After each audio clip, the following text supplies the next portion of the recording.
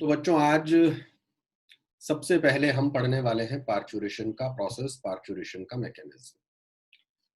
Parturition का process हम पढ़ें उससे पहले दो तीन चीजें मैं आपको बता दूं, एक्सप्लेन कर दूं। वो ये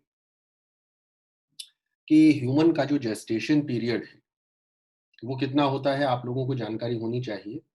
ह्यूमन का जेस्टेशन पीरियड होता है 9 मंथ प्लस माइनस 9 डेज। तो जैसे ही ये जेस्टेशन पीरियड कंप्लीट होगा, बर्थ का प्रोसेस स्टार्ट होगा। और ये जो बर्थ का प्रोसेस स्टार्ट होता है इसी को हम कहते हैं parturition. Parturition is nothing but birth, और we can say delivery. Simple language में ये टर्म्स भी काम में ले लिए जाते हैं। ह्यूमन जेस्टेशन पीरियड आप जानते ही हैं।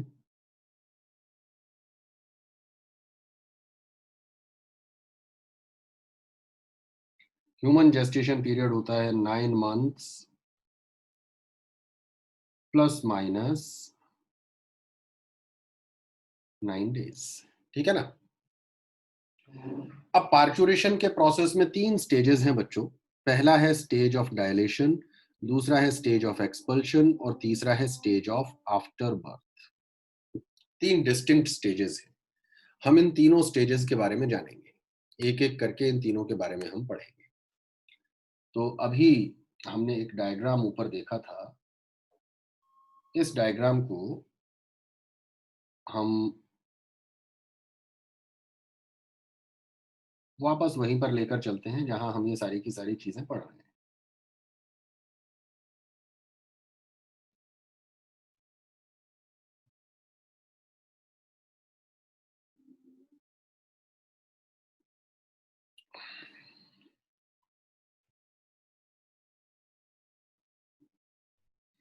देखिए इस डायग्राम में तो आपको सब चीजें दिख ही रही हैं। यूट्रस के अंदर का जो भी सारा पोर्शन है वो आपको क्लियरली दिखाई दे रहा है।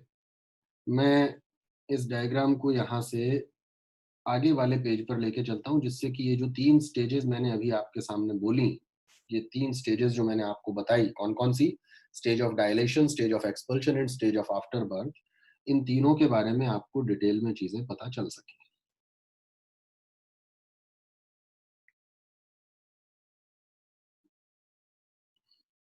अब देखिए जरा,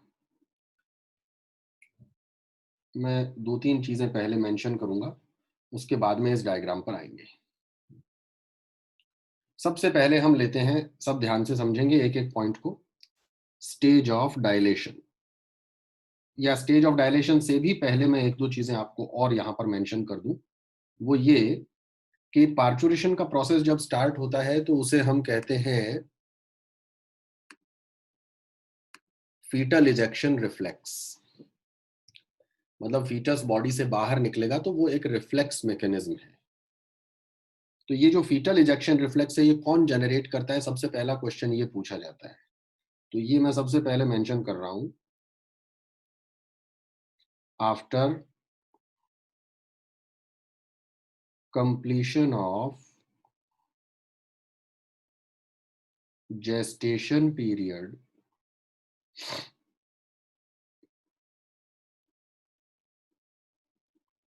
a fully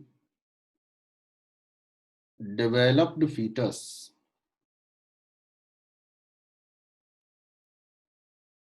initiates fetal ejection reflex। सबसे पहला और इंपॉर्टेंट पॉइंट जिस पर कि क्वेश्चन पूछा जाता है और जो बिल्कुल आपके दिमाग में क्लियर होना चाहिए कि भाई फीटल इजेक्शन रिफ्लेक्स को कौन इनिशिएट करता है, कौन जनरेट करता है। The answer is fully developed fetus. Oxytocin से ये इंड्यूस नहीं होता इनिशियली। ये बहुत इंपॉर्टेंट पॉइंट आपको बता रहा हूं कि इनिशियली जब पार्चुरेशन का प्रोसेस स्टार्ट होता है हमारे दिमाग में ये होता है that oxytocin is the hormone which is primarily responsible for birth. वो बात ठीक है अपनी जगह, लेकिन इस प्रोसेस को स्टार्ट करने वाला एलिमेंट कौन है? फुल्ली डेवलप्ड फीटस, वो एक रिफ्लेक्स इंड्यूस करता है जिसे हम कहते हैं फीटल इजेक्शन रिफ्लेक्स। अब इस रिफ्लेक्स की वजह से क्या होता है बच्चों?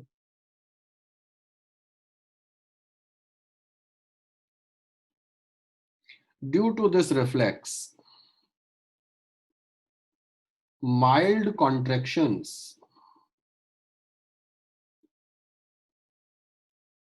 start to occur in uterine myometrium, यानी इसकी वजह से यूटेरस के मायोमेट्रियम में हल्के हल्के कॉन्ट्रैक्शंस होना स्टार्ट हो जाएंगे, माइल्ड कॉन्ट्रैक्शन होना स्टार्ट हो जाएंगे। अब इन माइल्ड कॉन्ट्रैक्शंस का क्या होगा इसके बाद में, ये देखिए। अब हम तीनों स्टेजेस पर आते हैं, stage of dilation, expulsion, after birth. सबसे पहले मैं मेंशन करता हूं आपके लिए स्टेज ऑफ डायलेशन।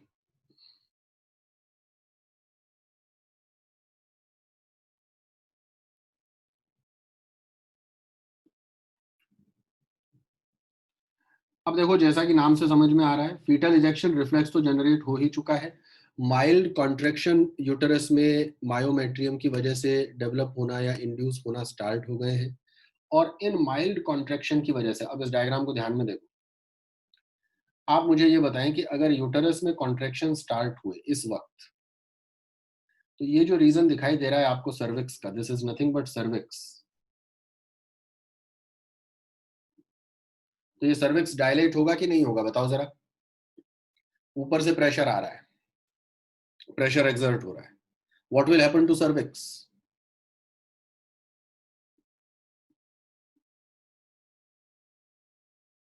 बताइए। बिल्कुल ठीक है, it will dilate, cervix dilate होगा। इसी वजह से इस स्टेज का नाम क्या है? Stage of dilation. लेकिन इसमें अभी कुछ इवेंट्स हुए हैं, उन इवेंट्स को आप थोड़ा ध्यान से समझें। अभी जैसे मैंने आपको बताया, मैं इसको वापस लिखता हूं, that this fully developed foetus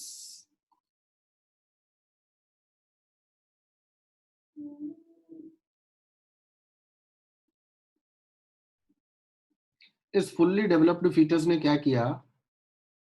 इसने एक रिफ्लेक्स जनरेट किया, that is fetal ejection reflex. It generated a reflex. और ये जो फीटल इजेक्शन रिफ्लेक्स जनरेट हुआ, ध्यान से देखिएगा, इस रिफ्लेक्स की वजह से क्या हुआ, नेक्स्ट पॉइंट क्या आया हमारे पास? Because of this reflex, mild contractions in uterine myometrium. ठीक है, हल्के हल्के कॉन्ट्रैक्शन होना स्टार्ट हुए। ये जो हल्के हल्के कॉन्ट्रैक्शन होना स्टार्ट हुए, इनकी वजह से फिर फर्दर सिग्नल कहाँ गए?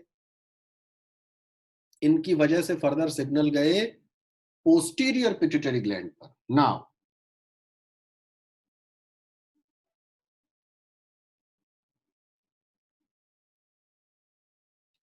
posterior pituitary is stimulated,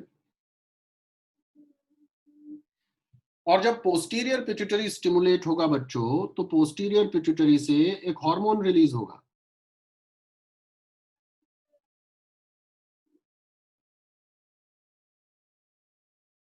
oxytocin hormone. बिल्कुल, इज रिलीज्ड। ये जो ऑक्सीटोसिन हार्मोन है, ये ऑक्सीटोसिन हार्मोन आएगा ब्लड में, और via blood, just a minute,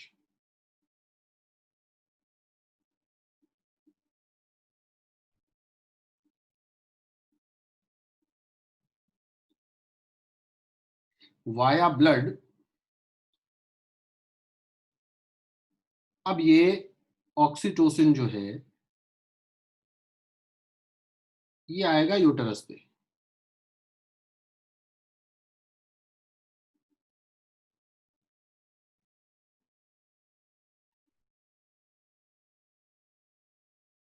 अब यूटेरस की वॉल पर वापस आ गया ऑक्सीटोसिन। ये एक सीक्वेंस बना, देखो साइकिल बना एक। ध्यान से समझो इसको फिर से, कि जो फुल्ली डेवलप्ड फीटस था, इस फुल्ली डेवलप्ड फीटस ने एक इजेक्शन रिफ्लेक्स जनरेट किया, that is known as fetal ejection reflex. इस फीटल इजेक्शन रिफ्लेक्स की वजह से यूटरस में माइल्ड कॉन्ट्रैक्शन हुए तो ऑक्सीटोसिन हार्मोन रिलीज हुआ वाया पोस्टीरियर पिट्यूटरी, ये यूटरस पर आया, और यूटरस में आके इसने किया क्या, व्हाट इट डिड,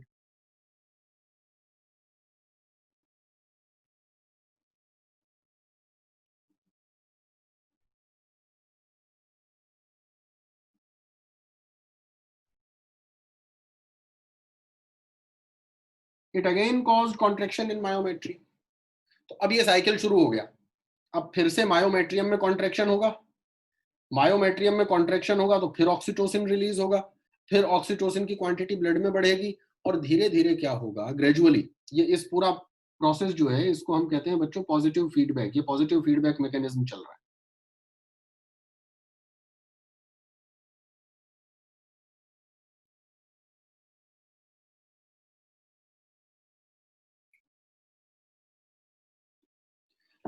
ये पूरा प्रोसेस पॉजिटिव फीडबैक का चल रहा है। पहले यूटरस में माइल्ड कॉन्ट्रैक्शन हुए, कॉन्ट्रैक्शन की वजह से ऑक्सीटोसिन रिलीज हुआ, ऑक्सीटोसिन की वजह से और कॉन्ट्रैक्शन हुआ, फिर वही सीक्वेंस चालू हो गया, कॉन्ट्रैक्शन हुआ, फिर थोड़ा ऑक्सीटोसिन और रिलीज हुआ, फिर और ज्यादा कॉन्ट्रैक्शन हुए।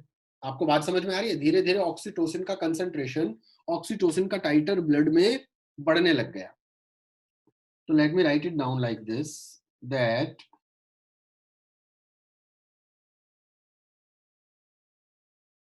because of contractions in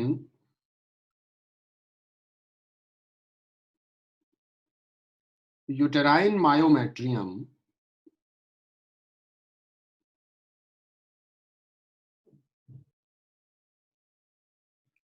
pressure is exerted on cervix and it start to dilate। जैसे जैसे सर्विक्स पर प्रेशर आएगा ये डायलेट होने लगेगी, सबसे पहली चीज तो ये होगी, ठीक है।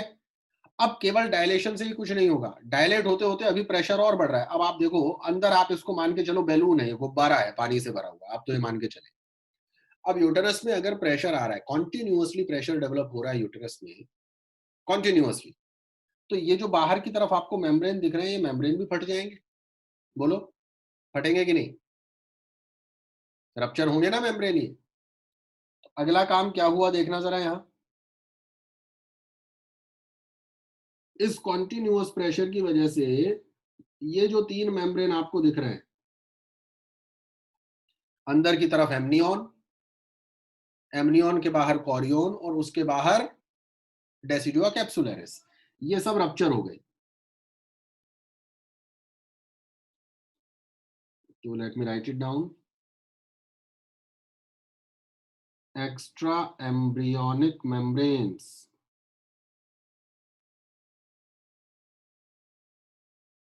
Ruptures, extra embryonic membrane rupture हो गए। और जब एक्स्ट्रा एम्ब्रियोनिक मेम्ब्रेन रप्चर हो जाएंगे तो इन मेम्ब्रेन के अंदर ये जो फ्लूइड भरा हुआ है, देखो जरा, it will come out, fluid comes out, amniotic fluid comes out. तो ये भी मैं मेंशन कर देता हूं। Now next point, what happens, extra embryonic membranes rupture, and due to this amniotic fluid comes out. This event is known as waters. अब ये सारी बात आपको समझ में आई कि नहीं, ये जो मैंने यहाँ पे लिखी है, एक बार सारे बच्चे बताएंगे जरा। इतनी चीजें जो मैंने यहाँ पर मेंशन की हैं, क्या ये आपको क्लियर है? स्टेज ऑफ डायलेशन,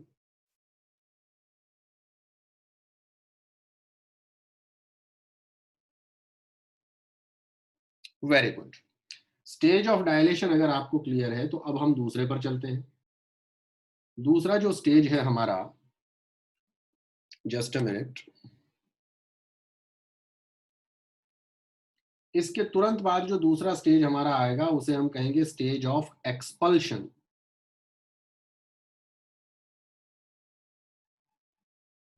तो अब हम इसके बाद आते हैं स्टेज ऑफ एक्सपल्शन पर।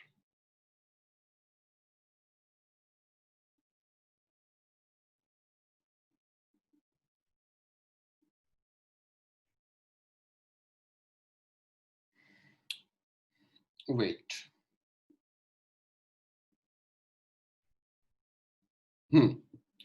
अब हम आ गए हमारे दूसरे स्टेज पर, और दूसरा स्टेज है हमारा stage of expulsion. Have a look. अब ये प्रेशर कंटिन्यूअसली चल रहा है, ये जो है कंटिन्यूअसली ये मैकेनिज्म चलता ही जा रहा है, प्रेशर लगातार बढ़ता जा रहा है। तो अब हमारा दूसरा स्टेज आएगा जिसे हम कहते हैं stage of expulsion. So let me write it down here. The next stage और the second stage, first stage तो ये हो ही गया, as of dilation. Now the second stage,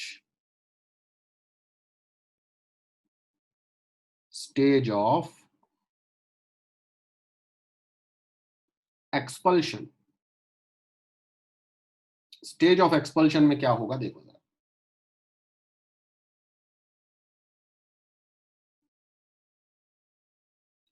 stage of expulsion में ये होगा बच्चों कि अभी ये हार्मोन रिलीज होने का और ये जो कॉन्ट्रेक्शन का प्रोसेस है ये बंद नहीं हुआ है, it is still in continuation, ये चल ही रहा है अभी भी। कहने का मतलब ये है कि लगातार ऑक्सीटोसिन रिलीज हो रहा है, लगातार यूटेरस की मायोमेट्रियम में कॉन्ट्रेक्शंस चल रहे हैं। तो अब जैसे जैसे ऑक्सीटोसिन का लेवल बढ़ेगा वैसे वैसे कॉन्ट्रेक्शन की फोर्स एंड फ्रीक्वेंसी बढ़ती चली जाएगी, जिनको हम कहते हैं लेबर पेन्स। ठीक है, तो उसे हम लिखते हैं इस तरीके से,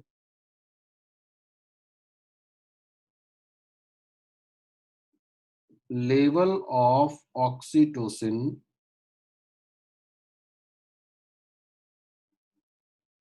gradually increases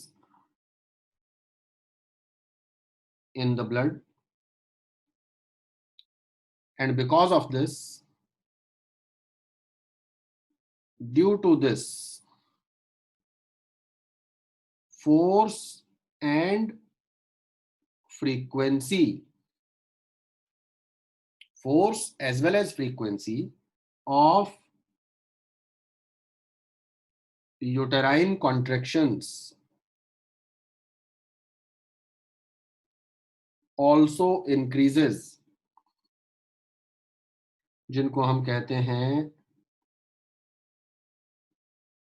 labour pains.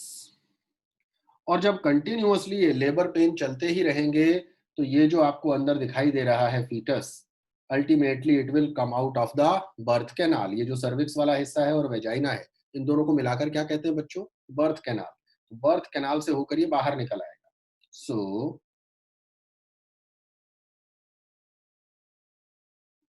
fetus ultimately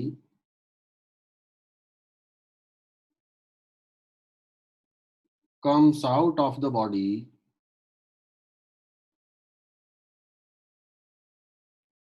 through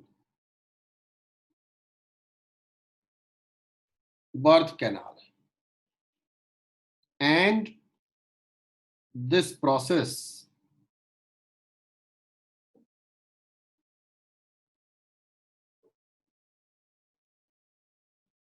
is known as birth, or we can say delivery। ठीक है, बर्थ हो गया। अब बर्थ होने के तुरंत बाद क्या होगा देखो, अब जरा प्रोसेस इस तरीके से होगा। ये अम्बिलिकल कॉर्ड है, यहां मान लीजिए कि हम ड्रॉ कर देते हैं एक बार आपके समझने के लिए। that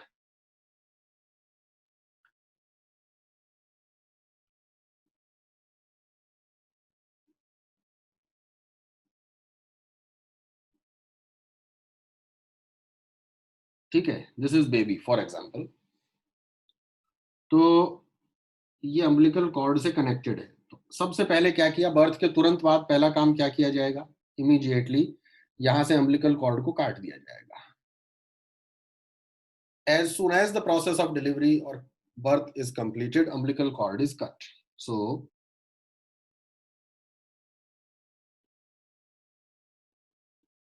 immediately after birth,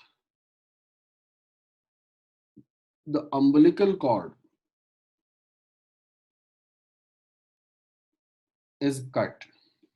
अब आप अच्छी तरह से जानते हैं कि अब तक ये कैसे सरवाइव कर रहा था। अब तक इसको ऑक्सीजन कहाँ से मिल रहा था फीटस को, मदर से डेफिनेटली। न्यूट्रिएंट्स भी सारे कहाँ से मिल रहे थे, मदर से। अब ये बॉडी से बाहर आ गया, अभी तक इसके लंग्स काम नहीं कर रहे थे। देखो, मदर की बॉडी में जब तक एम्ब्रियो डेवलप हो रहा है, फीटस डेवलप हो रहा है, तब तक उसके लंग्स नॉन फंक्शनल है, क्योंकि ऑक्सीजन तो प्लेसेंटा से आ रहा है। तो जैसे ही अम्बिलिकल कॉर्ड काटा जाएगा, वैसे ही इमीडिएटली क्या होगा, लंग्स फंक्शनल हो जाएंगे।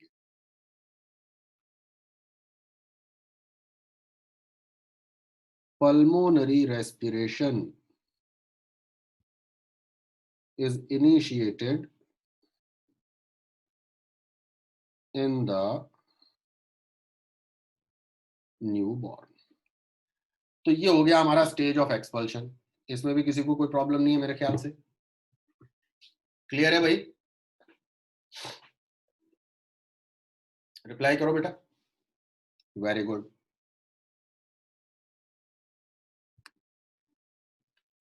अब आगे चलते हैं, आखिरी स्टेज पर पहुंचते हैं, the last and final stage which is known as stage of after birth. अब स्टेज ऑफ आफ्टर बर्थ का मीनिंग समझो। स्टेज ऑफ आफ्टर बर्थ का मीनिंग ये है बेटा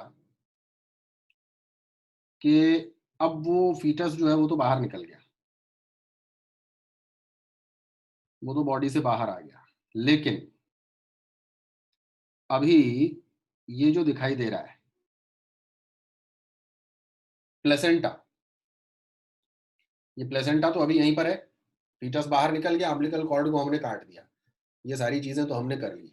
लेकिन अभी हमारा अम्बिलिकल कॉर्ड और ये प्लेसेंटा का ये वाला हिस्सा देखो, रेड कलर वाला हिस्सा जो प्लेसेंटा का है वो तो प्लेसेंटा का फीटल पार्ट है, और जो ब्लैक कलर वाला हिस्सा है वो मैटरनल पार्ट है। इन दोनों ने मिलके ही प्लेसेंटा बनाया हुआ है।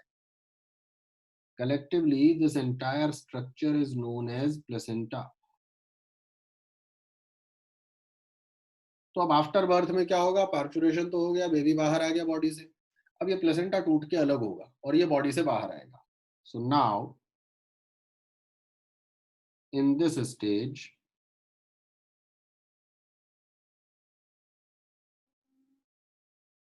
Placenta detaches from uterine wall and comes out of the body। Body से बाहर आ गया। अब ये प्लेसेंटा जब यूटरस की वॉल से डिटैच होगा तो डेफिनेटली इस डायग्राम को आप ध्यान से देखेंगे तो यहां से अगर ये टूटेगा तो यूटरस की वॉल में भी डैमेज होगा, सिग्निफिकेंट डैमेज होगा यूटरस की वॉल में, है कि नहीं? तो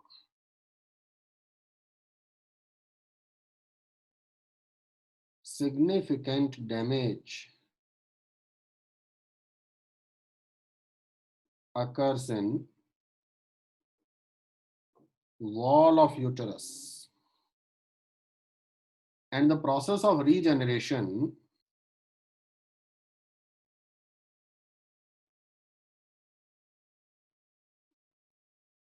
takes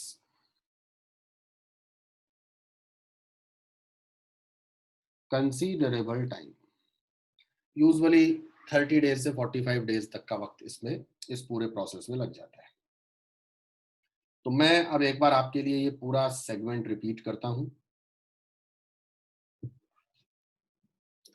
स्टेज ऑफ डायलेशन, सबसे पहले फुल्ली डेवलप्ड जो फीटस था उसने स्टिमुलेट किया यूटेरस के मायोमेट्रियम को।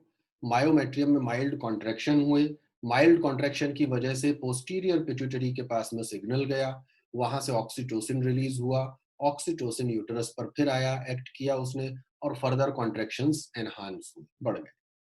अब ये पूरा काम पॉजिटिव फीडबैक मैकेनिज्म से होने लगा।